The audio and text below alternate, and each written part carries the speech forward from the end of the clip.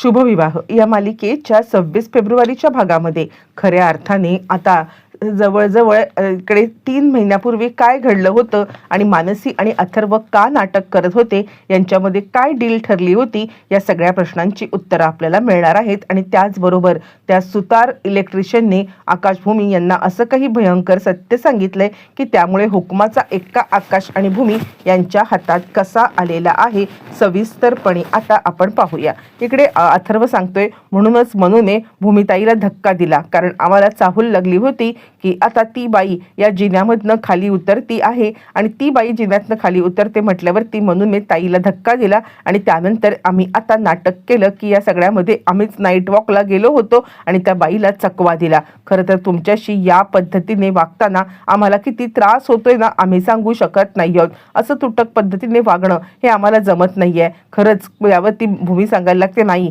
तुम्ही असं बोलू नका. आज या घरामध्ये इतक्या मुश्किल कठीण प्रसंगामध्ये जर का आम्ही टिकू शकलोत ना, तर ते फक्त आणि फक्त तुमच्यामुळेच आहे. खरंच थँक्यू. त्यावरती मानसी म्हणते, कसलं थँक्यू, आम्ही तुम्हाला थँक्यू म्हणायला पाहिजे. खरं तर आपलं घर वाचवण्यासाठी, आम्हाला सगळ्यांना हक्काचं स्थान मिळवून देण्यासाठी तुम्ही जे काही प्रयत्न करताय ना, खरंच आम्ही तुमचे आभार मानले पाहिजेत. त्यासाठी तुम्ही किती कठीण प्रसंगातून या बाईचा अत्याचार सहन करताय. मला तर खूप गिल्ट वाटते ज्या वेळेला मी तुमच्यासोबत वाईट वागते. आणि त्यावेळेला ती सांगते, खरं तर तुम्हीच आम्हाला हे सगळं करण्यासाठी भाग पाडलं होतं. आणि मग आपल्याला फ्लॅशबॅकमध्ये पहिल्यापासून म्हणजे 3 महिन्यापूर्वी रागिणीने पेपर हातात घेऊन प्रॉपर्टीचे ज्या वेळेला सगळ्यांना घराबाहेर काढलं होतं तेव्हाचा प्रसंग आठवतो किंवा तेव्हाचा प्रसंग आपल्याला फ्लॅशबॅकमध्ये दाखवला जातो. इकडे आता सगळ्यांना घराबाहेर काढल्यावरती मानसी, अथर्व हे दोघं जण भूमी आणि आकाश यांच्या सांगण्यावरून रागिणीला भेटायला आलेले आहेत. आणि त्याच वेळेला ते दोघं जण रागिणीला म्हणतायत की खरं तर आमची IVF ट्रीटमेंट चालू आहे आणि त्यासाठी आम्हाला पैसे आणि व्यवस्थित एक एन्व्हायरमेंट असणं गरजेचं आहे, त्यामुळे प्लीज आम्हाला बाहेर काढू नका. आणि त्यावरती मानसी सांगते, आणि बघा ना, खरं तर तुमच्याच घराण्याचा वारस आता मी तुम्हाला देण्याचा प्रयत्न करते आहे आणि असं असताना तुम्ही आता आम्हाला बाहेर काढून काय करणार. यावरती रागिणी सांगायला लागते, मी हा विचार का करू, ज्या वेळेला मी कठीण प्रसंगामध्ये होते त्यावेळेला तुम्ही माझा विचार केलात का, आणि त्यामुळे मी सुद्धा तुमचा विचार करणार नाहीये. त्यावरती आता अथर्व सांगायला लागतो, असं करू नकोस, या IVF ट्रीटमेंटला खूप खर्च येतो आणि आम्ही बाहेर राहून हा खर्च करू शकत नाहीये. बघ ना, तुझ्याच घराण्याचा वारस या जगात आणण्यासाठी आम्ही हे सगळं करतोय ना, एकदा आमच्यावरती विश्वास ठेव.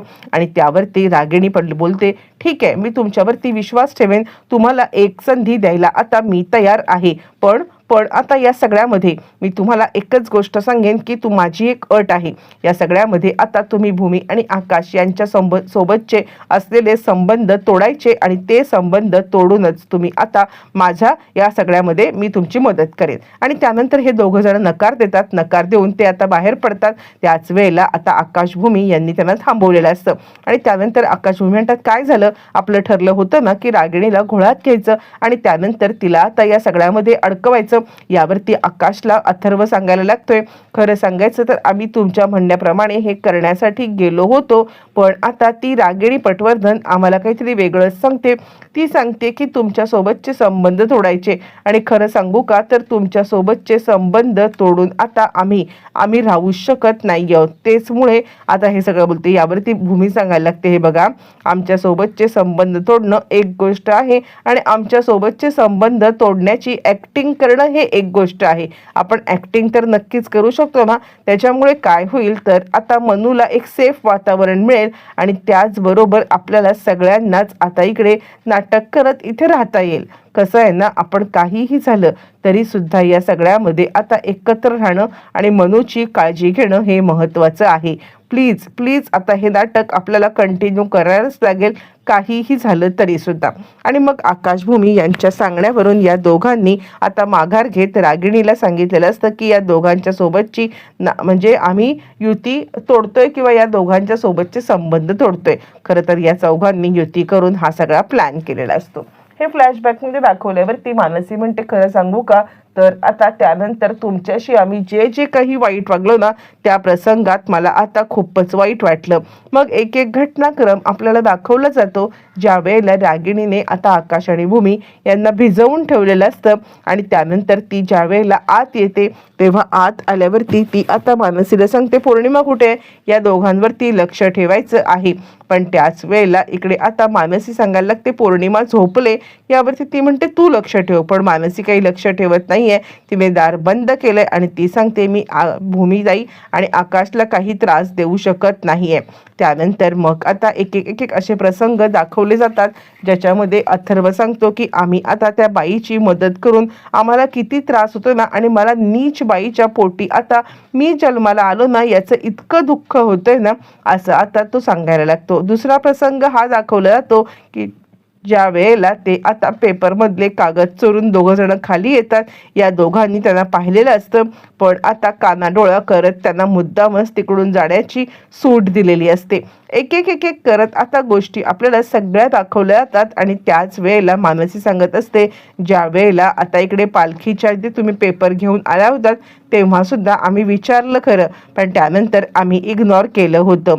आणि ज्या वेळेला आता सगळ्यात महत्त्वाचा प्रसंग आपल्याला दाखवला जातो की रागिणीने भूमीला मारण्यासाठी प्लॅन केलेला असतो की 4 दिवस जेवायला द्यायचं नाहीये, आणि 4 दिवस जेवायला न देता तिला आता मारण्याचा जो प्लॅन केलेला असतो तो सुद्धा इकडे दोघांनीच फ्लॉप केलेला असतो. रागिणीने मुद्दामच ती औषधं लपवून ठेवलेली असतात, जेणेकरून भूमीला औषधं मिळू नये हे मानसीने पाहिलेलं असतं. म्हणून आता मानसी युक्ती करते आणि ज्या डॉक्टरांकडे भूमीची म्हणजे भूमीची ट्रीटमेंट चालू आहे त्या डॉक्टरांना जाऊन भेटते आणि ती सांगते की असा प्लॅन केलेला आहे, जर का ताईने औषधं घेतली नाही तर मात्र तिला आता खूपच त्रास होऊ शकतो, त्यामुळे तुम्ही आमची मदत करा. डॉक्टर म्हणतात काय मदत करू, मी फार औषधं लिहून देऊ शकते.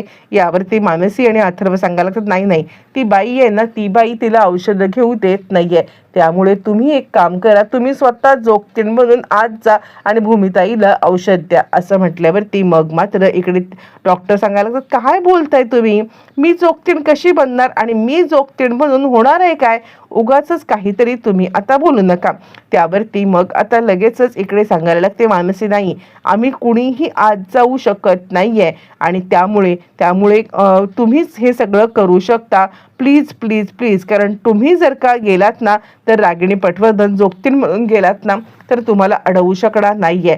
डॉक्टर म्हणतात ठीक आहे, तुम्ही पॅनिक होऊ नका, मी नक्कीच जाईन. आणि मग आपण पाहिलं की ज्या वेळेला भूमीला ती काही खायला देत नसते, औषधं घेऊ देत नसते, त्यावेळेला झालेली ती जोगतिणीची एंट्री, ही एंट्री मात्र केलेली असते अथर्व आणि आता मानसी यांनी. या दोघांनीच हे सगळं घडवून आणलेलं असतं आणि तेच फ्लॅशबॅकमध्ये आपल्याला दाखवलेलं आहे की कशा पद्धतीने ह्या दोघांनी यांची मदत केलेली आहे. आणि त्यानंतर भूमी म्हणते आम्हाला माहिती होतं ना, इतक्या मोठ्या कठीण प्रसंगामध्ये जर का आम्ही आता कोणामुळे इथे तग धरून राहू शकलो तर ते तुम्हीच आहात. ज्या वेळेला आम्हाला उपाशी राहायची शिक्षा दिली त्यावेळेला आमच्या उशाशी आणून ठेवलेले वडापाव हे सुद्धा तुम्हीच आणले होते हे आम्हाला माहिती आहे. आकाश म्हणतो हो, ज्या वेळेला आम्ही ते पाहिलं ना तेव्हाच आम्हाला समजलं की हे सगळं आमच्यासाठी तुम्हीच केलेलं आहे. यावरती मग आता मानसी सांगते खरं तर मला तुमचे दोघांचे माफी मागायची आहे की अशा प्रसंगामध्ये मी किती वाईट वागले. यावरती अथर्व म्हणतो खरंच मला सुद्धा म्हणजे मनात नसताना हे असं वाईट वागावं लागलंय या नालायक बाईमुळे. खरं सांगायचं तर आकाश लवकरात लवकर या दुष्ट शक्तींचा अंत करून टाक आणि आता आपलं घर आपल्या ताब्यात घे आणि खरं तर आपण सुखाने समाधानाने जगूया. असं म्हटल्यावरती आकाश म्हणतो हो, माझ्या हातात खूप मोठी लीड लागलेली आहे आणि काहीही झालं ना तरी आता आपण गप्प बसायचं नाहीये. असं म्हटल्यावरती मग आता लगेचच इकडे आकाश सांगायला लागतो की मला ना बाहेर जायचं आहे, म्हणजे मला एक महत्त्वाचा पुरावा सापडलाय. भूमी सांगते मी पण सोबत येणार. त्यावरती आकाश नको म्हणत असताना मानसी म्हणते असू दे भाऊजी, ताई जर का सोबत आली तर तुम्हाला आधार वाटेल. मग हे दोघं जण आता मात्र सांगतात तुम्ही निश्चिंत जा, रागिणीचा जो काही इथला मोर्चा आहे ना तो आम्ही सांभाळू. असं म्हणत हे दोघं जण निघून गेल्यावरती मानसी आणि अथर्व ते सुद्धा लपत छपत घरात येतात. इकडे रागिणीला तिच्या गुप्तहेराचा रात्री फोन आलेला आहे आणि आपली झोपमोड झाल्यामुळे रागिणी खूपच चिडलेली आहे आणि ती म्हणते काय रे बोल. यावरती तो म्हणतो मॅडम खूप महत्त्वाची टीप माझ्या हातात लागलेली आहे. खरं सांगू का तर आता आपल्याला तो जो कोणी आहे ना इव्हिडन्सवाला सुतार तर तो अंडरग्राऊंड झाला होता. तुम्ही मला सांगितलं होतं की त्याला शोधून काढायला, पण तो अंडरग्राऊंड झाल्या कारणाने मला त्याला काही शोधता आलं नव्हतं. खरं सांगायचं तर आता ज्या वेळेला तो आता माझ्या हातात, म्हणजे आता मला मोठी टीप लागले की तो आता बाहेर पडणार आहे आणि आज 12 वाजता तो काहीतरी असं त्याला कोणाला तरी भेटायचं आहे म्हणा किंवा आता काहीतरी आहे, तर तो कुठे येणार आहे, काय येणार आहे, या सगळ्याचा मी आता शोध काढलेला आहे आणि त्यामुळे ताबडतोब त्याचा बंदोबस्त करून टाकतो. म्हणजे खरं सांगायचं तर आता तुम्ही सुद्धा आलात तर बरं होईल. त्याला आता एका ह्याच्या झटक्यात संपवून टाकू, म्हणजे आता आपल्याला कायमचं सारखं डोक्यावरती टांगती तलवार राहणार नाहीये. त्यावरती लगेचच रागिणी सांगायला लागते, हो हो, मी आता खरं तुझ्यावरती खूप चिडले होते, माझी झोप मोड केलीस म्हणून, पण नाही, माझ्या मोडलेल्या झोपेला कायमचं येण्यासाठी जे काही तू उपाय करतोयस ना, एकदम जबरदस्त आहे. चिंता करू नकोस, तू लोकेशन पाठव, मी त्या लोकेशनवरती पोहोचते आहे, असं म्हणत रागिणी आता मात्र त्या लोकेशनवरती निघालेली आहे. इकडे तोपर्यंत ते लोकेशन म्हणजे दुसरं तिसरं काहीच नाही, आकाशभूमी ज्या ठिकाणी त्याला भेटायला येणार आहेत ते ठिकाण असतं. तो लपून बसतो. आकाशभूमी आल्यावरती तो आता बाहेर येतो आणि त्यानंतर तो सांगतो, काय पैसे आणलेत का? पैसे आणले असतील तर तुम्हाला पुरावा दिला जाईल. यावरती आकाशभूमीने केलेली ट्रिक म्हणजे खोट्या पैशांची ते घेऊन ते येतात आणि त्याला सांगतात, हे घे पैसे आणि त्यानंतर आम्हाला पुरावे दे. पुरावे कुठे आहेत यावरती तो सांगायला लागतो, तुम्हाला काय वाटलं मागे घडलेल्या या प्रसंगानंतर मी काय पुरावे हातात घेऊन फिरतो का? मी हातात घेऊन पुरावे फिरायला मूर्ख नाहीये. रागिणी पटवर्धन ही काय बाई आहे हे मला चांगलंच माहिती आहे. आधी पैसे द्या मग पुरावे देईन. भूमी आकाश खोटे खोटे आता इकडे पैसे देतात आणि तो निघता निघताच ते खोटे पैसे चेक करतो आणि त्याच्या रागात पारा आता खूपच चढतो. माझ्यासोबत गद्दारी केलीत, म्हणजे एका वेळेला गद्दारी केली होती त्यावेळेला मी ते सगळं सोडून दिलं होतं, पण आज जर का तुम्ही ही गद्दारी केलेली आहेत ना, म्हणजे तुम्ही ठरवूनच आला होतात की आम्हाला संपवायचं आहे आणि म्हणूनच आत्ता मी तुम्हाला अजिबात सोडणार नाहीये. तुमचा खेळ संपलाय. आत्ता सुद्धा माझ्यासोबत हे सगळं करण्याची तुमची हे कशी झाली? यावरती आकाश आता सांगायला लागतो, एकदा आमच्यावरती विश्वास ठेवा. यावरती तो म्हणतो, काय बोलताय, खोटे पैसे देणाऱ्यांवर ती कोण विश्वास ठेवणार? यावरती आकाश म्हणतो, मी आमचा मास्क काढतोय आणि मास्क काढून तुम्हाला जे काही खरं खरं आहे ते दाखवतोय. दोघंजण आपला मास्क काढतात आणि आपण दोघंजण महाजन ग्रुप ऑफ इंडस्ट्रीजचे मालक आहोत आणि आता हे सगळं आता म्हणजे आमचंच आहे ते रागिणीने लुबाडलंय. एकदा का आता आमच्या हातात हे सगळं आलं ना की तुला आता आम्ही सगळे पैशांनी मालामाल करू. यावरती तो म्हणतो, हे तुमच्या या बोलण्याला मी भुलणार नाहीये. काहीही झालं ना तरी मला जो कोणी पैसे देईल आजच्या घडीला त्यालाच हे पुरावे मिळणार. मग रागिणीने दिले तर रागिणी, तुम्ही आत्ता दिलेत तर तुम्हाला. यावरती आकाशभूमी त्याला समजवतायत, अरे आमच्याकडे सध्या तरी पैसे नाही आहेत पण येतील, तू जर का आमची मदत केलीस तर पैसे येतील, असं म्हणत आता इकडे ते त्याला समजवण्याचा आपल्या परीने प्रयत्न करतायत. पण तो मात्र काही ऐकायला नाही. या हाताने पैसे द्या आणि या हाताने पुरावे घ्या. लवकरात लवकर मला आता पुरावे तुम्हाला द्यायचे आहेत, पण मला आधी पैसे पाहिजेत, खरोखरचे पैसे द्या. आता आकाशभूमीकडे दमडा नाहीये आणि ह्याला एवढे म्हणजे 4.5 कोटी कुठून द्यायचे हे काही कळत नाहीये आणि तो बंदूक हातात घेऊन, चला मग पैसे नाहीत ना, मग आत्ताच्या आत्ता हिथून चालतं व्हायचं, असं म्हणत त्यांना आता हकलवून देतोय. बरं, त्यांना तर तो हकलवून देतोय, पण त्याच वेळेला रागिणी तिची माणसं त्यांची व्हॅन घेऊन आलेली आहेत याची कल्पना सुतार आता इलेक्ट्रिशियनला नाहीये. सुतार इलेक्ट्रिशियन ज्या वेळेला भूमी आकाशला तिकडून हकलवून पळणार तितक्यात हे रागिणीच्या गुंडांनी त्याच्यावरती कब्जा मिळवलेला आहे आणि त्यानंतर मग आता रागिणी वरती त्यांनी बंदूक रोखलेली आहे, म्हणजे सुतार इलेक्ट्रिशियननी.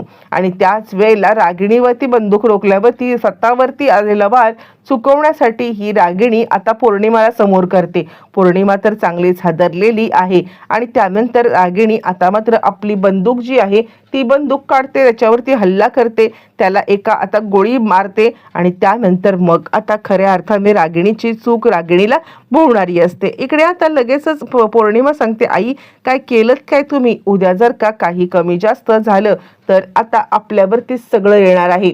आणि त्याच वेळेला इकडे खरंच आता खूप मोठी घटना घडते.